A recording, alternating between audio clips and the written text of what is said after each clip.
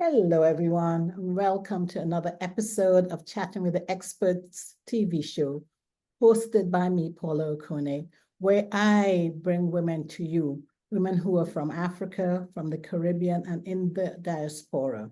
These women are professionals and or successful business owners, entrepreneurs, and their mission they share with me is that we inspire, we educate, and we empower women globally.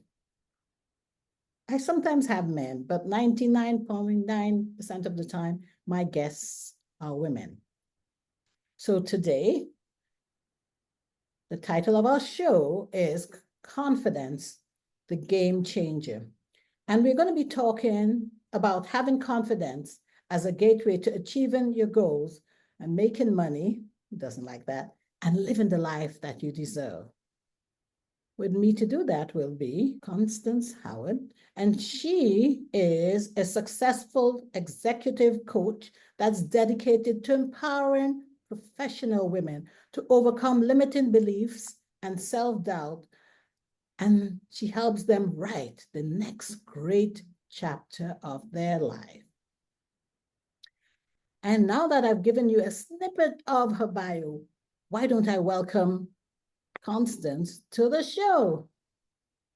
Hi, Constance. Hi, how are you? It's good to be here. It's good to have you here. And as you heard me say, I just gave a snippet of your bio. So can you just share with our guests a little bit about you before we go into the full interview? Well, I'm originally from upstate New York, a small town in upstate New York. Everybody thinks New York is New York City, and there's Mhm. a whole vast, upstate New York area. And that's where I'm from. So I was from a small town. And all I ever wanted to do was to shake the dust of that small town off. I wanted to be any place other than upstate New York. And so I went to college and I often say I got bit by the TV bug because from that moment on, I wanted to do nothing else but TV news. And that really was the gateway to my life, to opening up doors in my life that, a small town kid could never imagine. And then, and it was great. I loved it. I worked all over the country. I did all kinds of stories, and it was great until it wasn't great. And then I Mm. wanted to get out. And I struggled with how to do that and who was I if I wasn't a TV news executive. I mean, who would pay attention to me? And so when I decided to go into coaching, it was because I know what it's like to feel a lack of confidence. And I know what it's like to think the best is behind me and there's nothing ahead of me. And so what do you do? And so what do you do? And that's a feeling that a lot of women have. Out of women. Mm-hmm. Yes, professional women, as well as, Yes. women who are in other positions in life where they're actually professional, but they don't think what I'm doing is worthwhile. Absolutely. It's a little bit of the imposter syndrome, Mhm. where you think like everybody else around you is smarter or more talented and you're just you. And that was me. I'd walk into a room and I think, wow, everybody looks smarter. And now the key word here is looks, because I had nothing to base that on. But that was my feeling. I felt like everybody else was smarter and more talented and who am I? I mean, and listen, I have won 4 Emmys and countless other awards. So I had validation that I was very talented and very gifted in the TV news business, but inside, I didn't feel that way.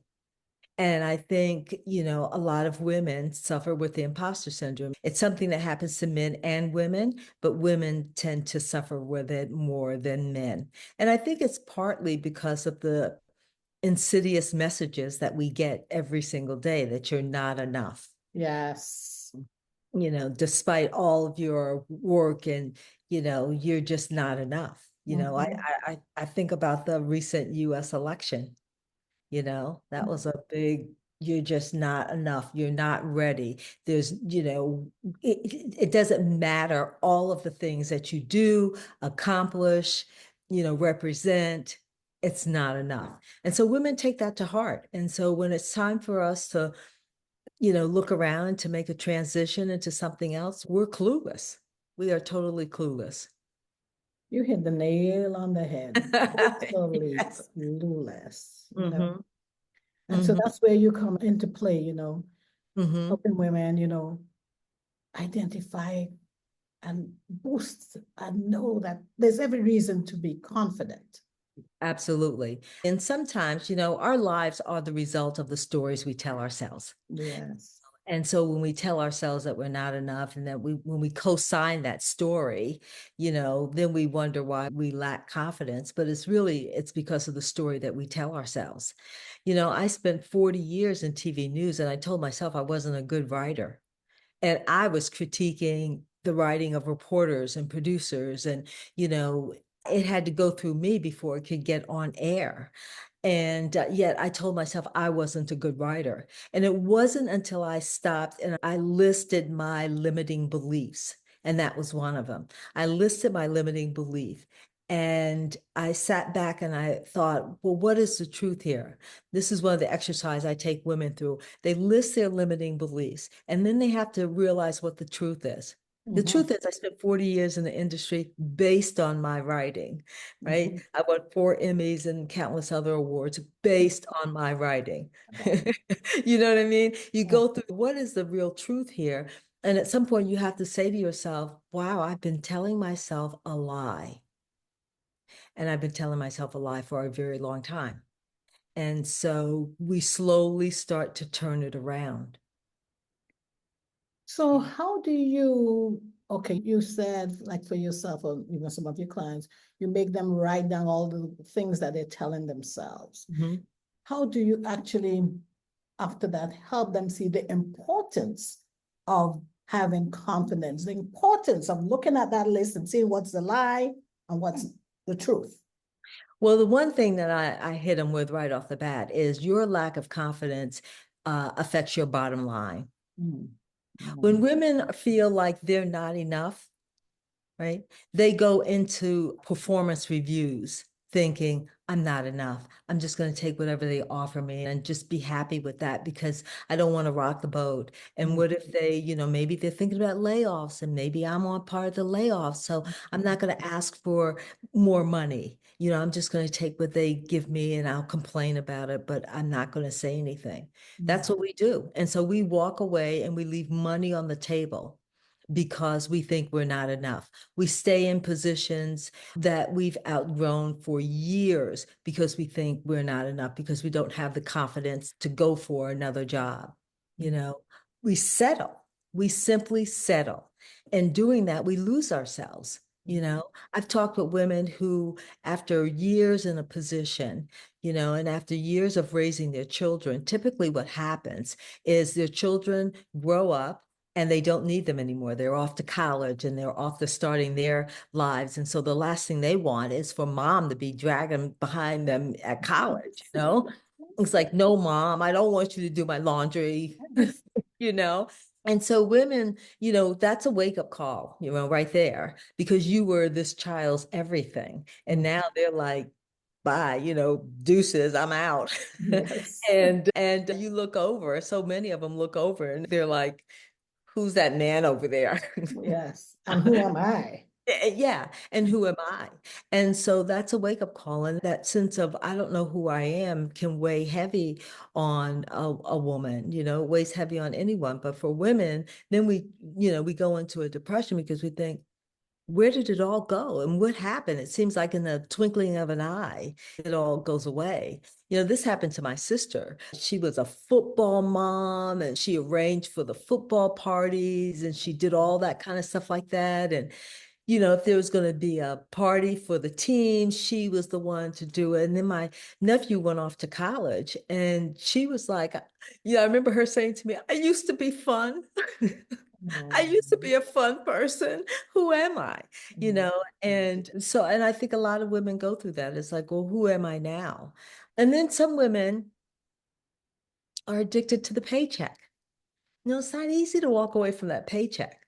It's like, yeah, every 2 weeks or once a month or however way it's configured, you kind of get a dopamine hit, like, okay, this is great. I'm going to get, X amount of money. And so I'll shop away my feelings, or I'll mani-pedi away my feelings. And, we'll do that kind of thing.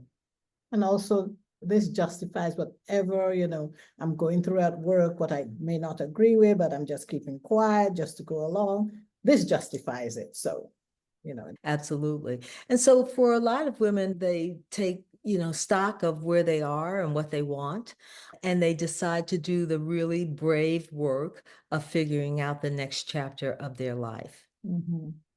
So that's difficult. That's very difficult. And so they decide to do the tough work of figuring out what their next chapter is. And it's hard work. I'm not going to say it's not hard. It is hard because you're confronting some feelings that you've been burying for a long time. Yes. And anything that's stuffed down after a point, you got to bottom and it can't go you can't squish it anymore. It's going to come back up. And it's usually something small. It was a snowstorm in Washington, D.C. And, I was having trouble with the crew, sending them wherever they needed to be for the snowstorm. Snowstorms and TV news is like the NFL, because everybody's going to be at home and, you want to make sure your crews are where they can get the pictures and talk to people who are stuck and all that kind of stuff like that. And the crew went to a dark road. And I said, can we relocate to, a convenience store where there's going to be more activity? And they said, well, you didn't tell us that. And I thought, I'm in, one of the major markets in America. And we shouldn't, a seasoned journalist should know I'm not going to go to a road that's not going to have any activity to it. And in that moment, I thought, enough. And I wrote my letter of resignation. Wow. It took me 2 years to figure it out. But that was like my breaking point. That was the point when I said, enough, I don't have to do this. Yeah. Anything is better than the stress of what I'm going through right now. I can only imagine because, it's a day where you thought they'd take the initiative. You didn't have to micromanage. And that's an additional stress being put on you. Right. Yeah. So 2 years later, home looking at the news and that. Oh boy. Yeah. So I wrote the resignation letter, and it's funny because the letter was like, dear, my boss's name, dear whoever, I've enjoyed my time here. Thank you so much for the opportunities, blah, blah, blah. I will be doing blank because I had no idea. I had no idea. And that's a big one. When you know what you're stepping away from, but you don't know what you're stepping into. Absolutely.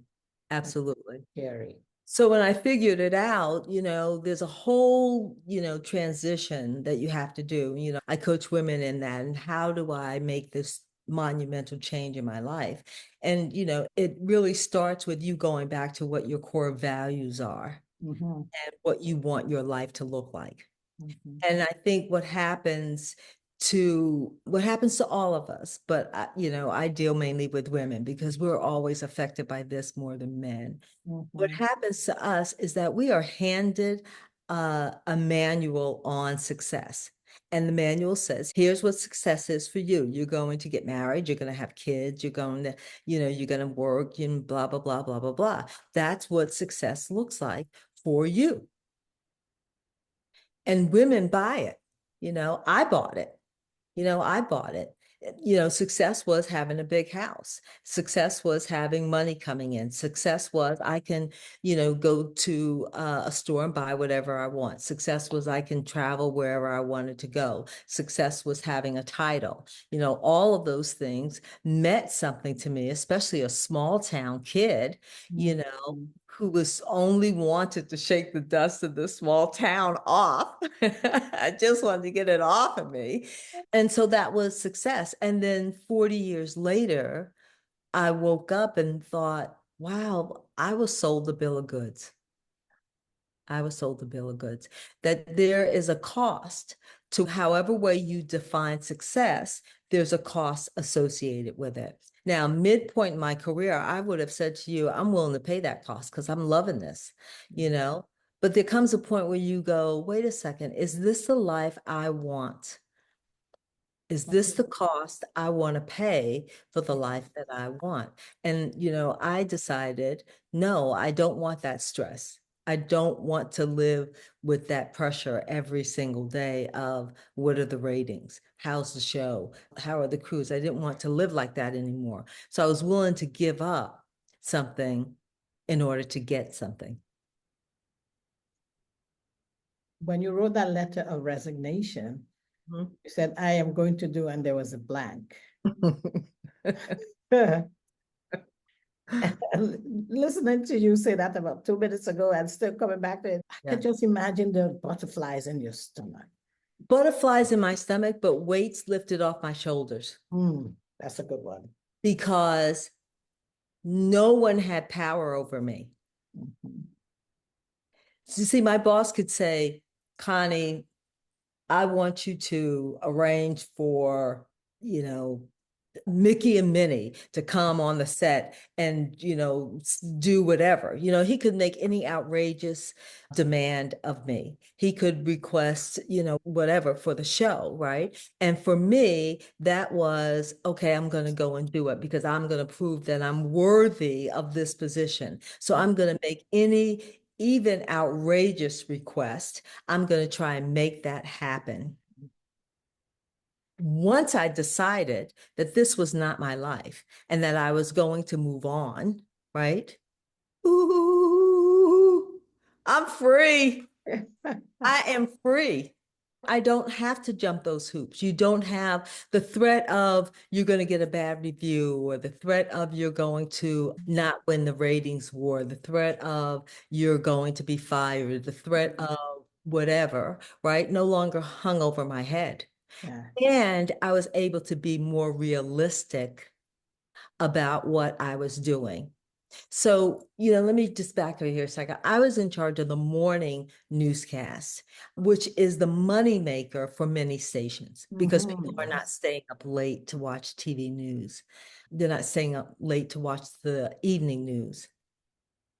They tend to get up early because they got to get their kids up. And, so that's where a lot of stations make money. And that's where this station that I worked for made a lot of money. So the ratings were critically important. Being first and all of that was critically important. The morning show started at 4 a.m., which means everybody's working overnight. Yes. So I got in at 1 a.m.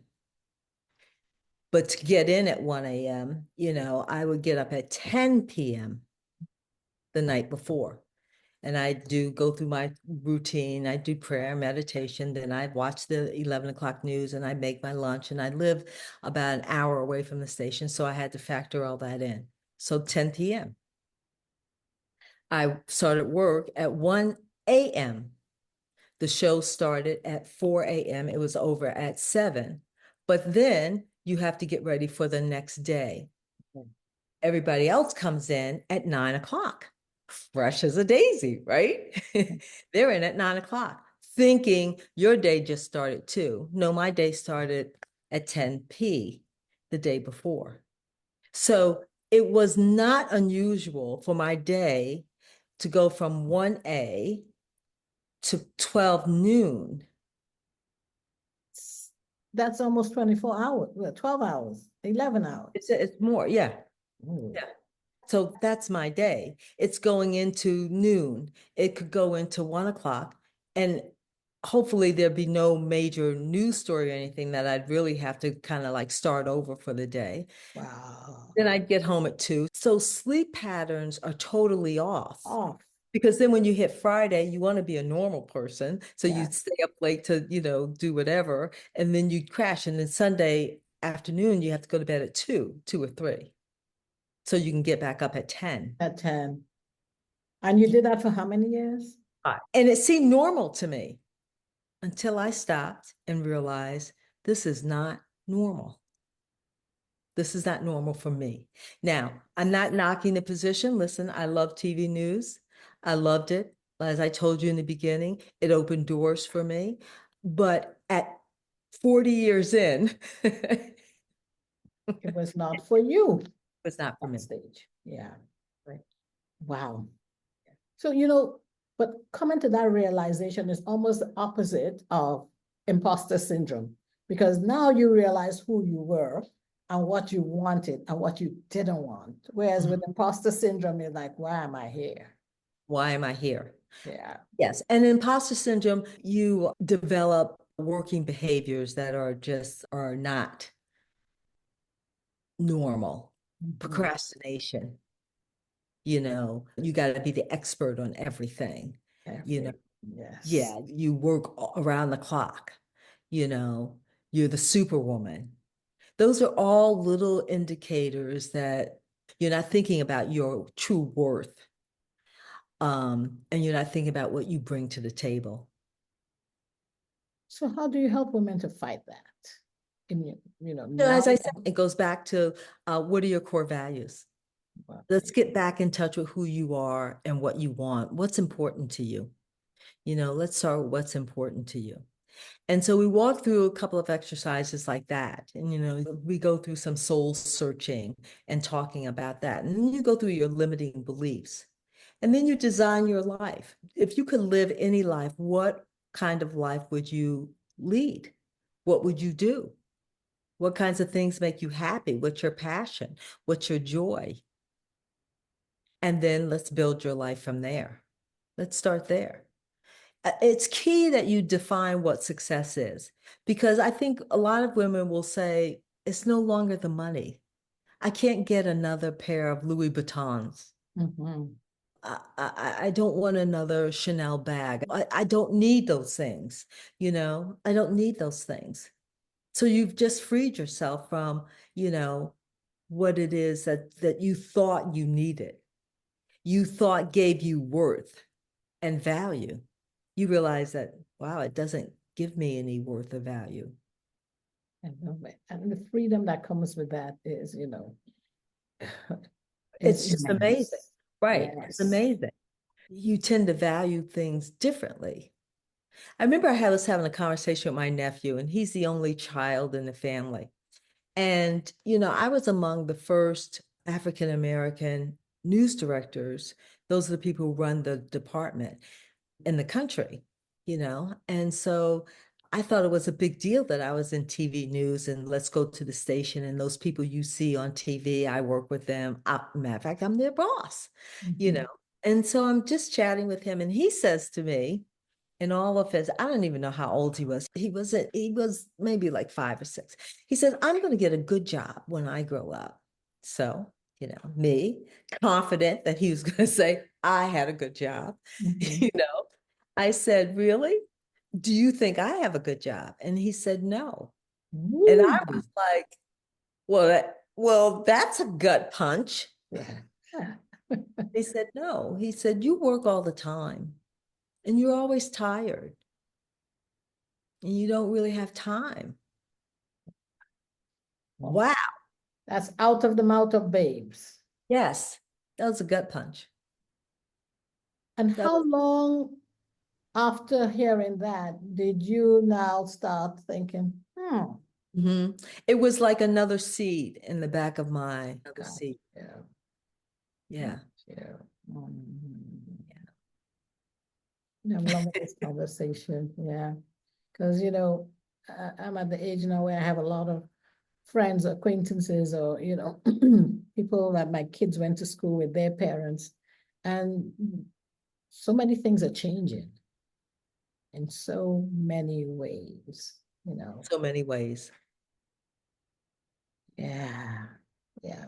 And sometimes, I have some clients where the situation is forced on them.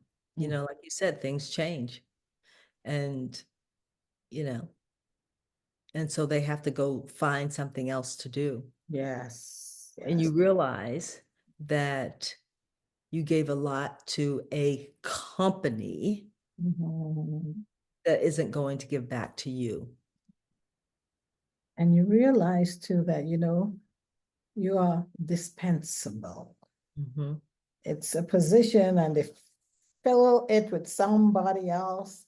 But that takes time. Sometimes you're much older before you realize that.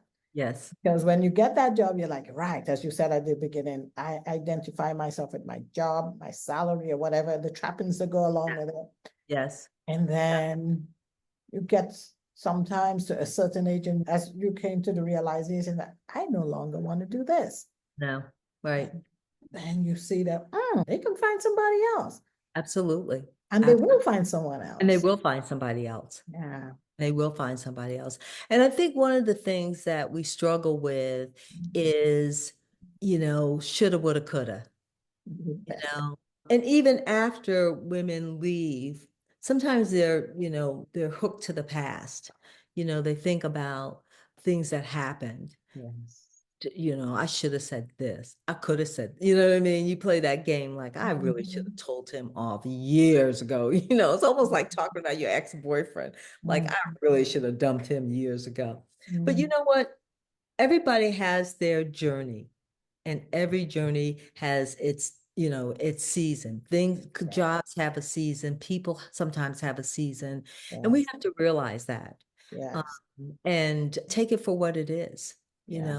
Your job is not meant to be where you find your love and compassion and all those things that you get from your significant relationships. And I think a lot of times we think that we go into positions and we think that's our family. We say things like, wow, they're just like family.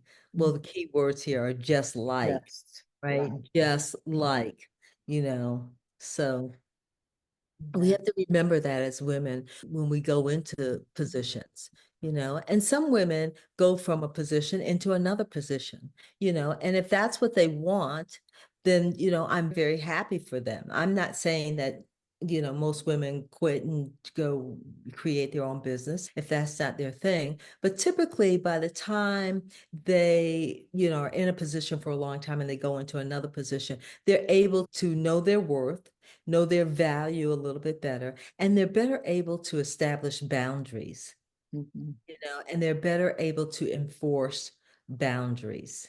And that's really key. That is key. It's almost like you're hitting the reset button. Well, Absolutely. as you say, you come into the table with a lot more than Yes. when you started originally. Yeah. Mhm. Mhm. Oh, Constance, as I said, minutes goes by very fast. But there's one thing that I would love you to touch on.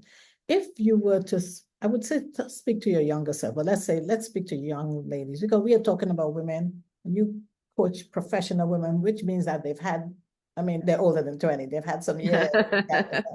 So if Yeah. you were to say to a young woman, because we're speaking primarily to women, a young Mhm. woman who's graduated from college, she's probably going to go get a second degree or whatever. Mhm. And of course, she's looking at the job Mhm. market. Mhm. How would you tell her it's best to position herself so that 20, 30 years later, she's not at the point where the women that you're speaking to are? Mhm. I would say don't lose yourself. Don't lose yourself in a position, you know, always have boundaries. Don't go into a position thinking that you're going to give it everything that you have, right? You need to know, constantly remind yourself of your worth. And, I have clients now who are kind of building their career. And, my thing with them is know your worth.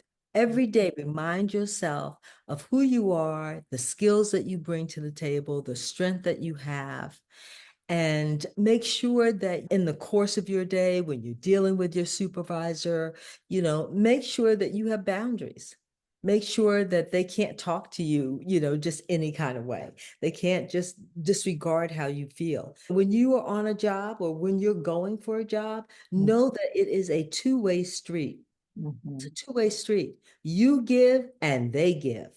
You Mhm. can't give everything you have and then they don't have anything for you at the end of that. They've got to, indicate what is the promotion path here? How do I build my career here? Mhm. How do I build who I am as a person here? And if that path isn't available to you, then you need to know that, maybe this is a great move for you, but it's not your final move. Always be thinking strategically. Don't go in there and lose your heart. You got to go into it strategically and you got to know, okay, I'm here for X period and I'm going to get A, B, C. And when I get A, B, C, if they don't have a path for me, then I'm going someplace else. I just want to tell you this quick story. I was working in Raleigh, North Carolina, and I was a producer. There were no Black producers at the time. And I was producing a newscast. And I asked, this is going to date me, I asked for like $36,000. And they said, no, there's no way we could pay you $36,000. And I went home and I called my mom and I was like, and they said this and they're not going to pay me the money. And my mother was just like, she was like, uh-huh, uh-huh, uh-huh. And she said, well, Connie, they have the right to pay you whatever they think you're worth. That's their prerogative. You have the right to work for what you think you are worth. Mhm. Now, what are you going to do? And, that was like cold water in my face because I was like, now, wait a minute, I called to cry some more. I called. So, I didn't expect that slap in the face, but it woke me up. And then within 2 weeks, because there were no, as I said, no Black producers, within 2 weeks, I got a job for Atlanta, Georgia. And I came in and I said, I'm leaving because they're willing to pay me what I want. And they did a 180. They said, wait a minute, wait a minute. We didn't say we wouldn't, they backpedaled. And not only did they pay me the money, but they said, we're going to put you on a career path. And you will go from, I started there as a reporter, I became a producer, then I became an executive producer, and then I became a news director.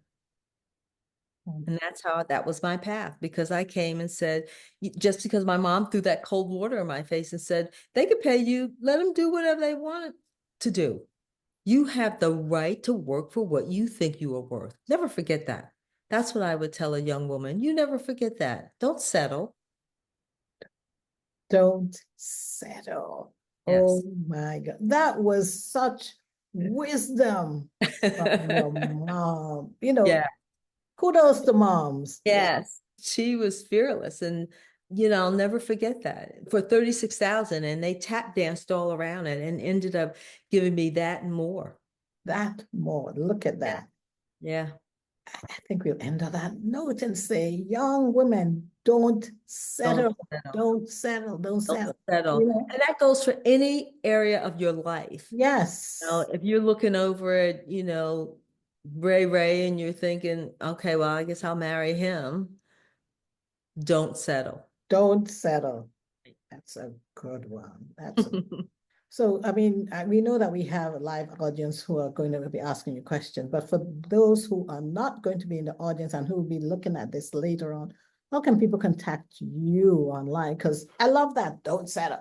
I'm going to send everybody to my website because that has all my contact information. And if they want to make an appointment, I allow people to do a 15-minute, I call it discovery, where we talk about what it is that's challenging you and see if we're a good fit, that sort of thing. You can find me at ConstanceHowardLLC.com. And that take you right to my website. And it has videos that I've done. You can get to my YouTube channel and all kinds of things there. So ConstanceHowardLLC.com. Awesome, awesome, awesome. And I always say to those in the audience and those who are going to listen to this or look at this later on, if you'd love to be a guest, just like Constance is and has been, visit my website. Yes. And you will be able to contact me there. Or you can contact me on LinkedIn. For the most part, I'm more active on LinkedIn than any of the other social media platforms. But I'm also on Instagram, and my handle there is @chat_experts_podcast. And I'm on Facebook. As we said at the beginning, this show is to inspire, empower, and educate women globally. And Constance has done exactly that. Oh, thank you so much. I've enjoyed my visit. Thank you so much. And of course, to the live audience, please stick around so that you can speak with Constance directly. And, you know, just as her mom said, don't settle. And that was a slap on her face. And she woke her up. Constance, they tell you something else that you need to hear that will wake you up so that you can be the best you. Yes. Thank you.